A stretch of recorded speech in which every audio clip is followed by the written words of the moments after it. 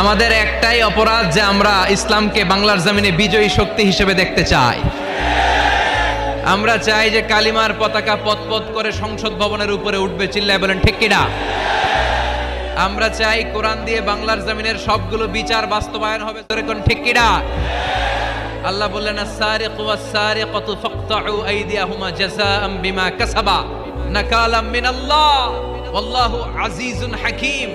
If anyone steals something very precious in the society, the government should cut down his right hand. কেউ যদি চুরিতে ধরা পড়ে, দামি কোনো জিনিস যদি চুরি করে চুরিতে ধরা পড়ে, গভর্নমেন্টের উচিত ওই চোরের ডান হাতটা কেটে দেওয়া, চিল্লায় বলেন ঠিক কিনা?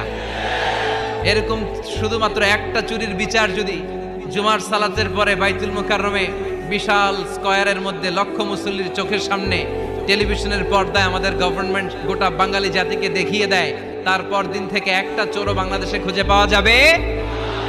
একটা জিনাকারীর শাস্তি যদি হয়, গোটা বাংলাদেশের মানুষ যদি এটা প্রত্যক্ষ করে একটা জিনাকর খুঁজে পাওয়া যাবে।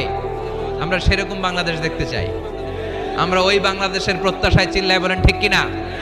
এজন্য প্রশাসনের ভাই যারা আছেন, আপনাদের অনেক দায়িত্ব। মেম্বার অফ দ্য পার্লামেন্ট যারা, আপনাদের অনেক দায়িত্ব। 17 কোটি মানুষের প্রধানমন্ত্রী, মাননীয় প্রধানমন্ত্রীর কাঁধে অনেক দায়িত্ব, চিল্লায় বলেন ঠিক কিনা?